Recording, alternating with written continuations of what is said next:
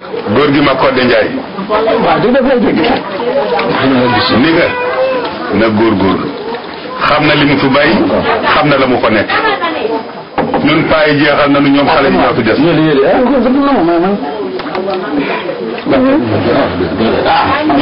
ñun paa yi jeexal nañu xale yi ñoom ñoo fi des nañu góorgóorlu ci jàppante fa seen liggéey yéen it nañu leen jàppale yéen ngeen jàppale leen yéen ña nekk yal na leen yàlla boole jàpp yal na yàlla mottali seen yéene yal na yàlla teggi seen tiis faj seen i aajo yéen it yal na ngeen fi dellu si fekkaan na fi nu àndandoo di waxtaan di ree ti ni ka nag bu mu takka jabaru tubaab bu mu takka jabaru tubaab jabaru séeréer yaa ngi fii di ko dégg bu takkee jabaru tubaab nu nag moom lay doon de dégg nga merci beaucoup.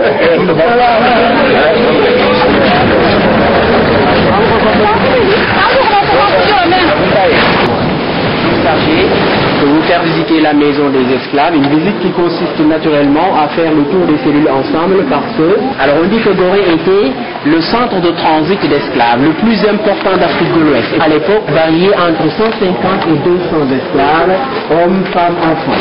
Alors on dit que parfois dans cette maison, on pouvait retrouver une famille entière, le père, la mère et les enfants. Mais ils étaient toujours séparés de cellules. Quand ils partaient pour les Amériques, eh bien, leur destination dépendait des acquéreurs. Cela faisait que le père, par exemple, pouvait se retrouver en Louisiane, aux États-Unis, la mère au Brésil, l'enfant aux Antilles, les familles étaient complètement dispersées. Et à l'époque, ces esclaves partaient de Gorée sous des numéros matricules, c'est-à-dire qu'on effaçait systématiquement leur nom et on les remplaçait par des numéros. Une fois qu'ils arrivaient à destination, dans les plantations et dans les mines, on leur donnait les noms de leurs propriétaires. La plupart des Noirs descendants d'esclaves qui se retrouvent de l'autre côté de l'Atlantique, eh bien les noms qu'ils portent aujourd'hui ne sont pas leurs noms d'origine africaine, mais plutôt des noms qu'ils ont hérités de l'esclavage et de la...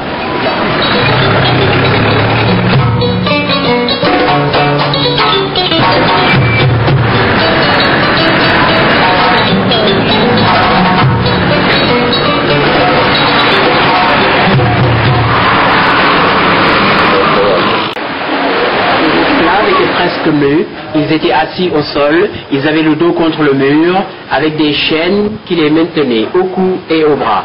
Généralement, ils vivaient dans cette maison dans des conditions d'hygiène désastreuses. Si désastreuses que la première épidémie de peste qui a ravagé Gorée en 1779 avait commencé ici. Alors, cellule pour hommes. Nous allons voir à présent la cellule des enfants.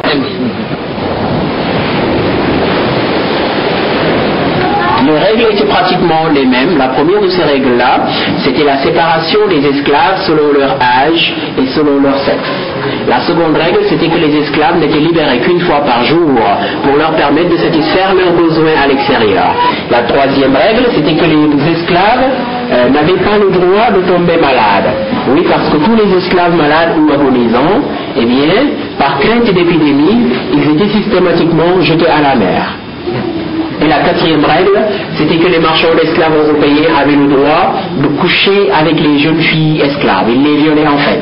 Et quand on constatait la jeune fille esclave en état de grossesse, dans ce cas, elle était affranchie, elle était libérée. Alors vous comprenez que c'était un intérêt pour les jeunes filles de se faire enceinter par les marchands d'esclaves pour pouvoir être libres. Elles n'avaient pas le choix, c'était leur seul moyen d'obtenir la liberté.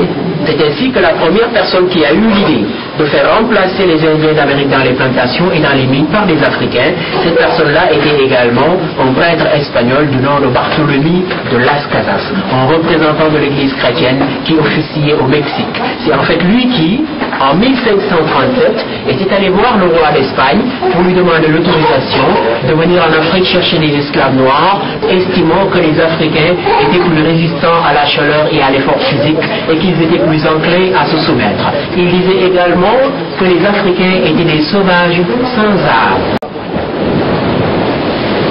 Les archives françaises de Nantes nous apprennent que la traite négrière aura duré à Gorée de 1536 à 1848. Et durant cette période, 15 à 20 millions d'esclaves en provenance d'Afrique de l'Ouest ont transité par Gorée à destination des Amériques et 6 millions sont morts de privation et de mauvais traitements. 6 millions. Mais attention, parce que ces statistiques ne concernent qu'en réalité les esclaves qui ont eu à transiter par Gorée. Il y a eu d'autres esclaveries tout au long des côtes ouest africaines. africaine, d'où étaient partis des centaines de milliers de négriers à destination des Amériques sans pour autant avoir transité par Gorée. Mais c'est vous dire qu'en définitive, c'est pas une histoire de blanc ou de noir, parce que l'esclavage en tant que tel, elle a existé depuis que le monde est monde. C'est rien d'autre qu'une exploitation abusive de l'homme blanc.